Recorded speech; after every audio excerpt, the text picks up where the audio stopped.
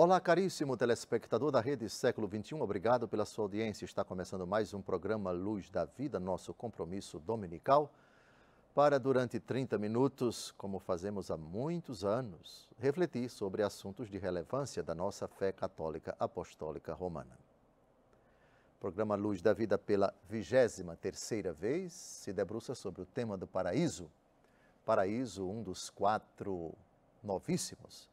Novíssimos são as últimas realidades que acontecerão após a nossa peregrinação aqui na Terra. São 4 os novíssimos: morte, juízo, inferno e paraíso. Ao tema da morte já dedicamos 29 programas, ao tema do juízo, 65, ao tema do inferno, 28 e ao tema do paraíso, com esse, 23 programas. Com o Catecismo Romano, o Catecismo da Igreja Católica anterior ao atual Catecismo da Igreja Católica, estamos aprofundando essa realidade de que fala São Paulo na primeira aos Coríntios. Agora nós vemos confusamente, enxergamos em espelho, mas um dia nós veremos o Senhor face a face. A visão completa e imediata de Deus, sem a mediação da fé, sem a mediação dos sinais, sem a mediação dos sacramentos, sem nenhuma mediação, mais cara a cara, frente a frente, face a face, é a expressão do apóstolo Paulo. E vamos continuar a nossa argumentação com o Catecismo Romano. Para nós sabermos até onde nós paramos, no encontro passado, por favor, acesse no nosso portal, no nosso canal no YouTube, o programa anterior, porque vamos começar agora, já percorremos alguns passos do ensinamento do Catecismo Romano e agora mais um passo. Com a palavra, a Igreja explicando para a gente em que consiste ver Deus face a face, contemplar Deus face a face. Sem embargo, devem os párocos dar-se ao trabalho de explicar, com concisão e clareza, os pontos que possam incitar nos fiéis um ardente desejo de alcançarem aquela suprema felicidade. Para tal efeito, devem os párocos distinguir, como fazem os teólogos de maior autoridade, 2 espécies de bens. Uns que pertencem à própria natureza da bem-aventurança, e outros que são consequências da mesma. Teologicamente, aqueles se chamam bens essenciais. Estes, bens acidentais. A bem-aventurança propriamente dita, que na expressão mais usada se chama essencial, consiste em vermos a Deus e gozarmos da beleza daquele que é fonte e princípio de toda bondade e perfeição. Esta é a vida eterna, diz Cristo nosso Senhor, que te conheçam a ti, como Deus único e verdadeiro, e a Jesus Cristo que tu enviaste. Ao que parece, São João queria comentar estas palavras quando disse: caríssimos, agora somos filhos de Deus, mas ainda não se manifestou o que seremos. No entanto, saberemos que, ao tornar-se manifesto, seremos semelhantes a Ele, porquanto o veremos como é. São João indica, pois, que a bem-aventurança consta destas 2 realidades: vermos a Deus tal qual é em sua natureza e substância e ficarmos quase que divinizados. Primeiro, esse ensinamento é dirigido, aliás, todo o Catecismo Romano, grande obra teológica que explica todos os artigos da fé, uma obra monumental. Recomendo que aqueles que puderem adquirir e ter consigo, que o façam. Eu mesmo já devorei todo o Catecismo Romano. É uma riqueza. Muita coisa foi aproveitada no novo catecismo, no atual catecismo, mas o que não foi aproveitado não pode ser considerado algo esquálido ou antiquado. Não, é a doutrina perene da Igreja. E no assunto que estamos a tratar é fundamental. Não creio que um documento da Igreja descreva a bem-aventurança de forma tão bela como o Catecismo Romano. Dirigido aos párocos, que são os pastores dos fiéis nas paróquias.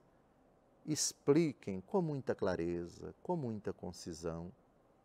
E eu digo para você que me acompanha, que me assiste, explicar com clareza e com concisão essas verdades.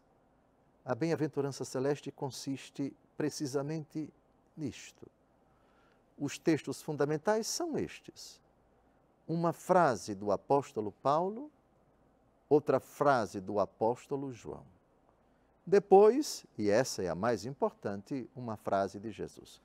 Ou, na ordem de importância, a frase de Jesus, a frase de São Paulo e a frase de São João. Pronto. Porque esses são os argumentos utilizados pelo Catecismo Romano. Frase de Jesus. Memorizar, por favor.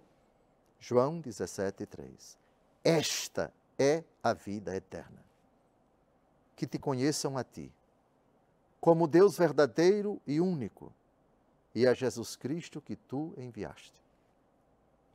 Essa frase de Jesus, essas duas frases, foram pronunciadas na famosa oração sacerdotal de Nosso Senhor. Todo o capítulo 17 é dedicado por São João a reproduzir integralmente as palavras que Jesus utilizou poucos dias, poucas horas antes de sua morte, a Deus Pai. Na condição de sacerdote, ele ora ao Pai, e o tema da vida eterna, o tema da contemplação do Pai e do Filho, é tratado por Jesus logo no começo, já é o versículo 3º. Jesus é claro e ao mesmo tempo misteriosamente profundo ou profundamente misterioso. A vida eterna é o quê? Qual é o conteúdo do último artigo do credo? Jesus diz: a vida eterna é esta: conhecer a ti como Deus único e verdadeiro e a Jesus Cristo que tu enviaste. Aqui isso já é possível pela fé, e de fato pela fé e pelo batismo, nós podemos chamar a primeira pessoa da Trindade pelo nome de Pai. Mas o fazemos porque acreditamos no Filho. Se professamos a primeira pessoa como Pai, é porque a segunda pessoa veio ao nosso encontro por meio da Igreja, interpelou o nosso coração e respondemos pela fé. No céu, portanto, não há coisas a serem contempladas, a serem conhecidas. Deus Todo-Poderoso, que eles conheçam a Ti, único Deus verdadeiro, e a Jesus Cristo que Tu enviaste. Pronto, conhecer o Pai e conhecer o Filho. Aqui já é possível pela fé, lá esse conhecimento é pleno. Agora, evoquemos a autoridade do apóstolo Paulo para dizer como isso se dá, como isso acontece. Já citamos o famoso texto de 1 Coríntios 15. Agora vemos confusamente, em espelho. Mas depois o contemplaremos face a face. O Pai tem face? Tem, Jesus. O Pai não assumiu a natureza humana, portanto não se visibilizou, mas o Filho sim. João capítulo 14, São Filipe diz a Jesus: mostra-nos o Pai, isso nos basta. Filipe traduz o anelo de todo crente, de todo fiel. Caminhamos para Ele, Ele é a fonte, o princípio sem princípio, É nele que cremos, é ele que buscamos, só a ele adoramos. Jesus diz: Filipe, quem me vê, vê o Pai. Então, a contemplação do Pai, que não tem natureza humana na sua divina pessoa, porque não foi ele quem se encarnou, é visível no Filho. Vendo o Filho, vemos o Pai. Filipe, quem me vê, vê o Pai. Aqui está o conhecimento essencial, o núcleo da visão beatífica. E isso, o que produz na pessoa ao se contemplar, sem a mediação da fé, sem a mediação da igreja, sem a mediação dos sacramentos, porque essa é a visão. Só é possível ver ao Pai, ver o Pai por meio do Filho, presentemente, mediante a fé, que é um conhecimento confuso, não é um conhecimento claro, não é um conhecimento face a face, produz duas realidades. Aí entra São João. 1 João, capítulo 3, versículo 2. Somos filhos de Deus agora, mas ainda não se manifestou o que seremos. Somos e seremos. Somos no presente. Seremos no futuro. Mas não já somos filhos de Deus, filhos adotivos do Pai pelo sangue de Cristo, na força do Espírito, por isso chamamos a Deus pelo nome de Pai? A filiação não nos foi dada? Foi. Mas essa filiação aqui na Terra não permite o conhecimento pleno, o conhecimento imediato, o conhecimento face a face. Avança o apóstolo. No entanto, sabemos que, ao tornar-se manifesto, seremos semelhantes a Ele, porquanto o veremos como é. Lembram quando o Senhor Deus disse, façamos o homem à nossa imagem e semelhança? O pecado fez com que perdêssemos a semelhança. Imagem é uma coisa, semelhança é outra. Já expliquei isso em programas anteriores. Então, no céu, semelhantes a Ele, puros como Ele, bem-aventurados os puros de coração, porque verão a Deus. Portanto, a semelhança significa a plenitude, a perfeição da pureza. Aí sim, só os puros podem ver a Deus face a face. Por enquanto, é ofuscadamente, é em confusão, é em espelho, mediante a fé. Porque é possível crer estando em pecado mortal. Mas no céu, não existindo pecado, não se necessita da fé, porque o conhecimento é imediato. Por isso, veremos a Deus como Ele é. Está terminando o primeiro bloco, não saia daí. No segundo, retomaremos essa questão da semelhança. O que o Catecismo Romano diz, seremos como que divinizados. Um abraço. Daqui a pouco a gente se vê.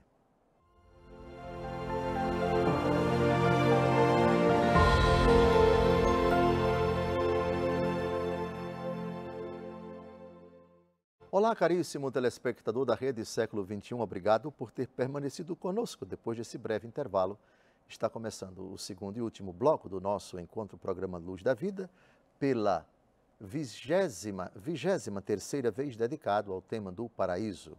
Paraíso, um dos 4 novíssimos. Novíssimos são as últimas realidades que acontecerão terminada a nossa breve aventura aqui na Terra. Morte, juízo, inferno e paraíso.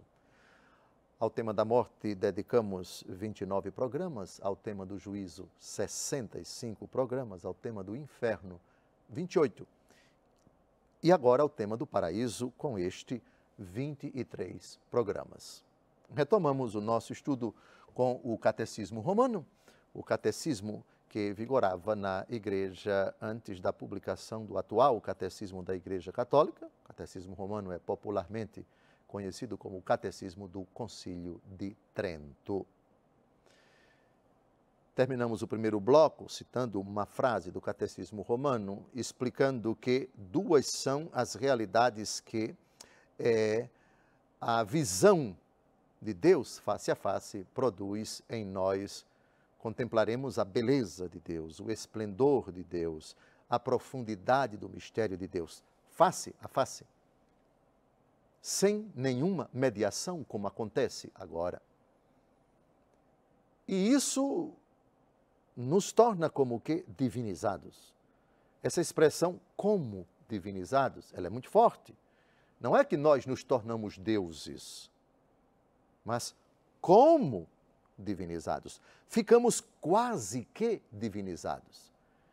E isso não é sem fundamento bíblico, porque a igreja diz, logo depois de citar a famosa frase da primeira carta de São João, capítulo 3, versículo 2, seremos semelhantes a ele, porquanto o veremos como ele é.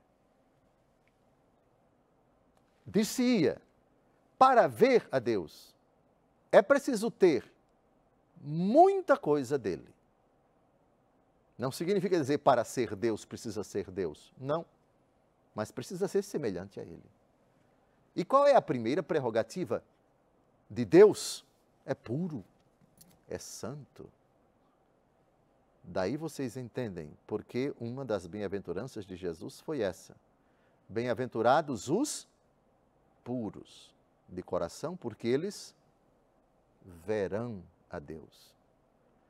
Ora, os puros são semelhantes a ele. Os puros contemplam Deus face a face. Os puros têm a prerrogativa que é por antonomasia de Deus, o puro. Pronto, essa expressão que, aliás, Deus já havia dito ao decidir criar o homem e a mulher. Qual foi a frase de nosso Deus no livro do Gênesis? Façamos o homem a nossa imagem e semelhança. Respondam com toda sinceridade, quando vocês se olham no espelho, corriqueiramente, por favor, não vamos complicar. No sentido comum da palavra, quando você se olha no espelho, você diz, eu estou vendo a minha imagem ou estou vendo a minha semelhança? Eu tenho certeza que você respondeu a primeira alternativa. Quando eu me olho no espelho, eu vejo minha imagem. Mas por que não é correto, não é preciso dizer, exato, dizer eu estou vendo minha semelhança? A semelhança é algo mais profundo. A semelhança, como que não se vê? Dá para você distinguir andando na rua qual é a pessoa que está em estado de graça e está em pecado mortal? Responda. Não. Por quê? Porque você vê nas pessoas o corpo delas imagem ou você vê semelhança? Ah, me parece então que você acabou de descobrir, numa linguagem bem simples, bem corriqueira, qual é a diferença entre imagem e semelhança. São João não disse, nós seremos imagens dele, porquanto o veremos como ele é. Não, ele não usou a palavra imagem, ele usou a palavra semelhantes. Portanto, façamos o homem a nossa imagem e semelhança.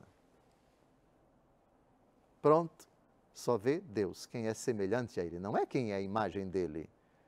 Nós temos algo que é a imagem de Jesus, nosso corpo. Mas uma pessoa que vive em pecado mortal também tem isso. Quem não acredita em Deus, quem teoricamente serve ao diabo, ele é a imagem de Deus. O corpo dele, as feições dele, tudo que ele tem de corporeidade, lembra o quê? É a imagem de quem? De Jesus encarnado, do Verbo que se fez carne. Ele não perde de jeito nenhum, nem no inferno, ainda que o corpo do condenado seja um corpo deformado, mas é corpo. Semelhança não. Não existe semelhança de Deus no inferno. Seremos semelhantes a Ele, porquanto o veremos como Ele é. Perceberam aqui a relação entre ver Deus como Ele é e semelhança? Só pode ver Deus como Ele é quem é semelhante a Ele. A recíproca também é verdadeira. Só é semelhante a Deus quem é capaz de vê-lo como ele é. E só vê Deus como ele é, porque é semelhante.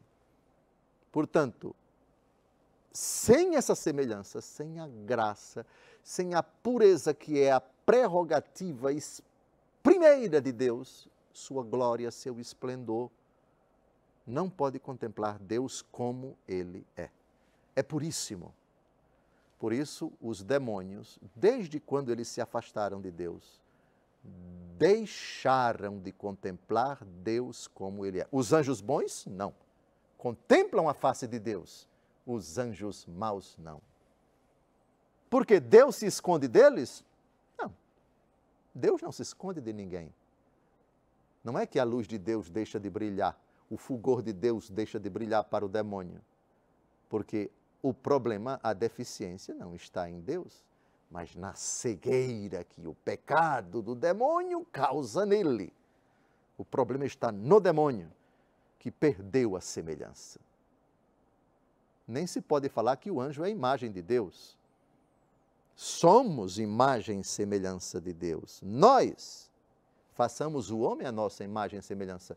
Deus não disse façamos o anjo a nossa imagem, nem disse façamos o anjo a nossa semelhança.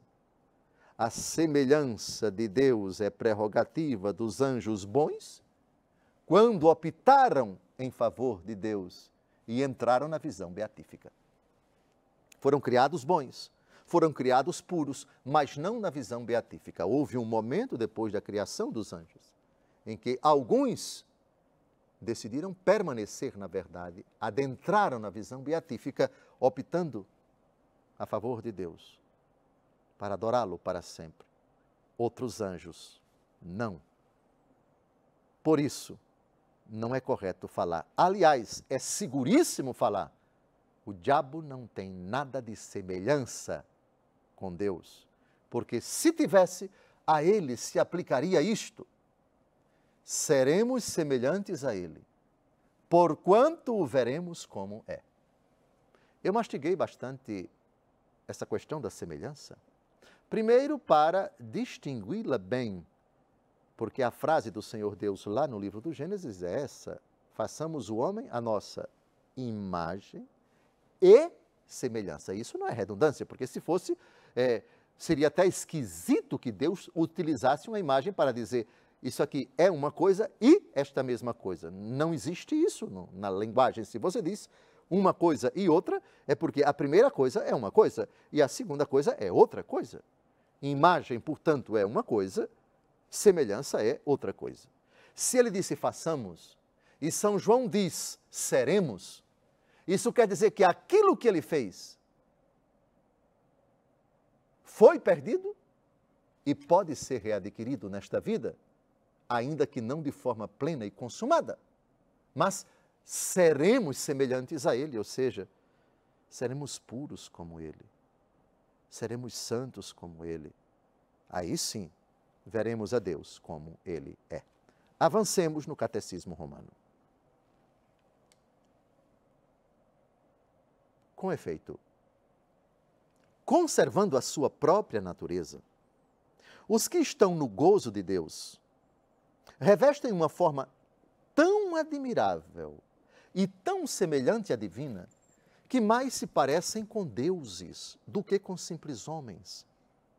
Assim acontece porque todo objeto chega ao nosso conhecimento, ou pelo que ele é em si mesmo, ou por meio de alguma imagem ou semelhança. Ora, não existe nada que, por imagem e semelhança, nos faça chegar a um perfeito conhecimento de Deus. Segue-se que ninguém pode contemplar sua natureza e essência, a não ser que esta mesma essência divina se una conosco.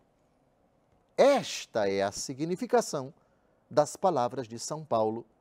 Agora vemos como que por um espelho, confusamente, mas depois veremos face a face. Santo Agostinho interpreta confusamente como sendo imagens que nos fazem, de algum modo, conhecer a Deus. O confusamente é para esta vida.